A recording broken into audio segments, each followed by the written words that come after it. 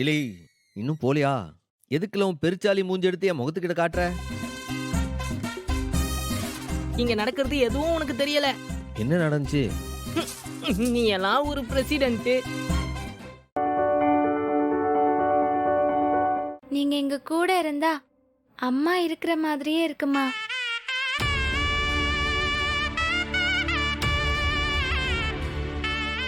எசக்கி அக்கா கல்யாணம் முடிஞ்சு போனதுக்கு அப்புறம் வீட்ல என்னமோ ஒண்ணுமே இல்லாத மாதிரி இருந்துச்சு. இன்னைக்கு எங்க எல்லாரையும் தயார் பண்ணி அனுப்புறீங்கல்ல, முழுசா அம்மாவே எங்க கூட இருக்கிற மாதிரி இருக்குமா? பேசாம நீங்க இங்கேயே இருந்துருங்க.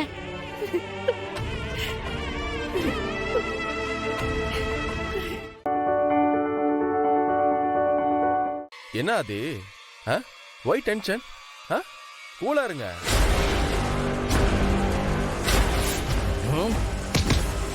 சொல்லிட்டு இருக்க. ஆதி, எதுக்கு மாப்பிள்ளை எடுக்கிறீங்க? ஆதி, சொல்லுங்க. நான் சொல்லிட்டு இருக்க. மாமா என்ன பண்றீங்க மாமா? விடுங்க. ஸ்வேதா, இவனை பத்தி உனக்கு தெரியாது. பாரதி இவன் எவ்வளவு கஷ்டப்படுத்திருக்கான் தெரியுமா?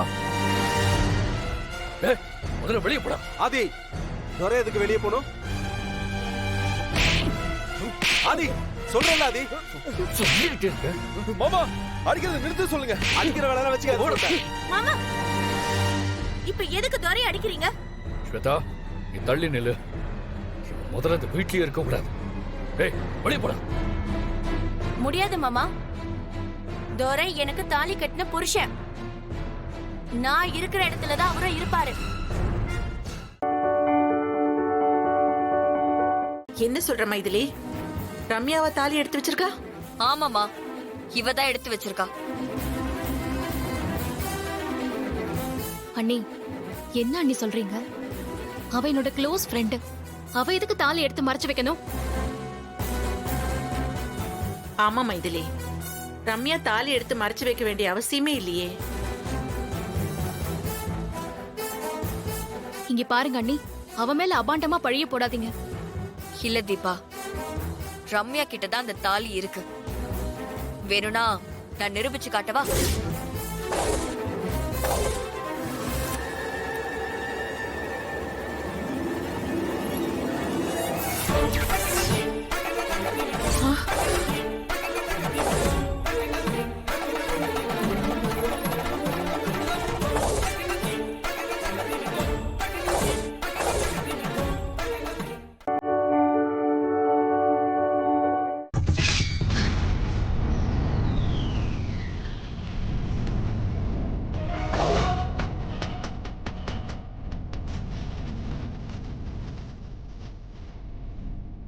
ருத்ரநாட்டம் ஆட ஆரம்பிச்சுட்டான்.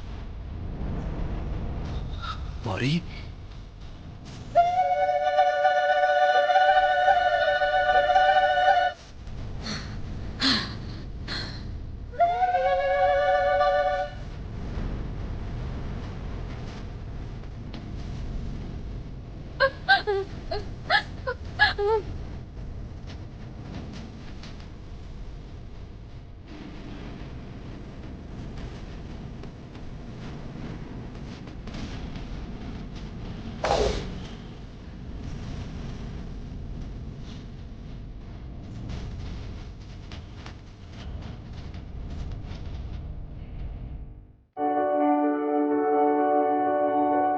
ஒரு பையன் என்ன பண்ணாலும் அவனை பெத்தவங்களுக்கு அவன் மேல ஒரு குருட்டு நம்பிக்கை இருக்கும்.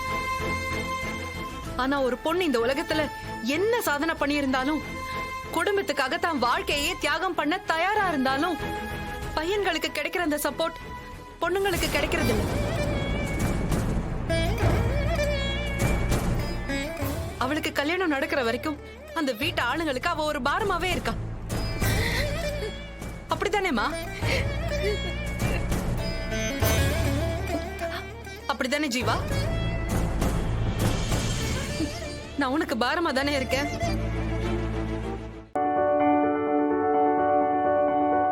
மேடம், இந்த 2 வரல ஏதாவது ஒண்ணு தொடுங்க.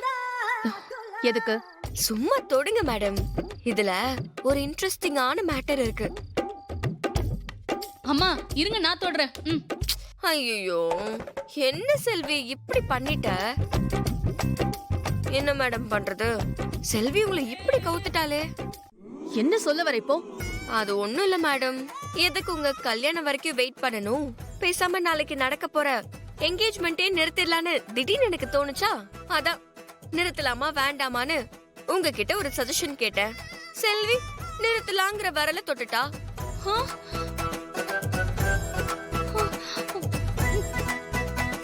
அதனால நான் நாளைக்கு உங்களோட என்கேஜ்மெண்ட்டை நிறுத்தலான்னு முடிவு பண்ணிட்டேன். அம்மா எனக்கு எப்படிமா அது தெரியும்?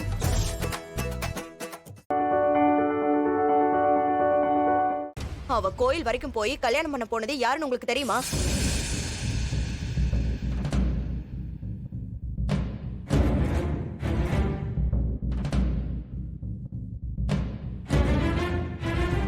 தெரியும், சீனுவதா.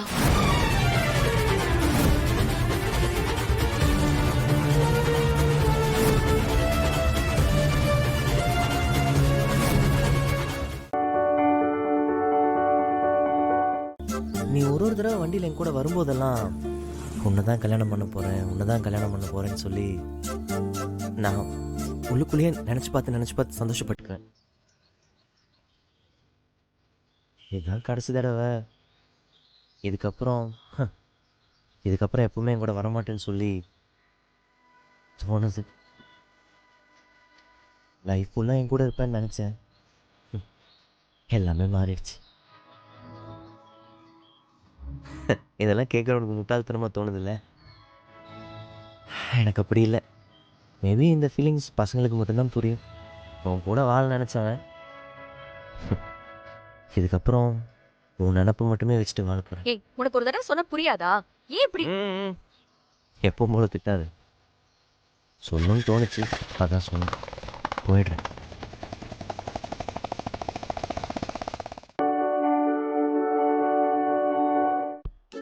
நேத்து வரைக்கும் இந்த கடையில யாரோ நீ, இன்னில இருந்து என் ஆடுக்கு நீதான் ஹீரோயினி. என்னடா சார், நான் சொல்லணும் சார், நீங்க சொல்லிட்டீங்க. சார், பக்கத்து வீட்டு பொண்ணு மாதிரி நடிக்க வச்சா சூப்பரா இருக்குன்னு சொன்னீங்கல்ல. இந்த பொண்ணை பார்த்தா எனக்கு என்னவோ கரெக்டா இருக்கும்னு தோணுது. இந்த பொண்ணு ஃபேஸும் சூப்பரா இருக்கு, ஃப்ரேம்லயும் சூப்பரா இருக்கு. என்னடா சார், எப்படி சார் நான் சொல்ல நினைச்சேன், நீங்களே சொல்லிட்டீங்க. நீங்க ஓகே சொன்னா இவங்களை வச்சு ஷூட் பண்ணிடலாம். நீங்க நினைக்கிற பட்ஜெட்லயே இருக்கும். என்னடா சார், நான் சொல்ல நினைச்சா நான் சொல்லிட்டேன், அதானே? என்ன சொல்றீங்க? அது இல்ல சார், இவங்க அதை பண்ண மாட்டாங்க.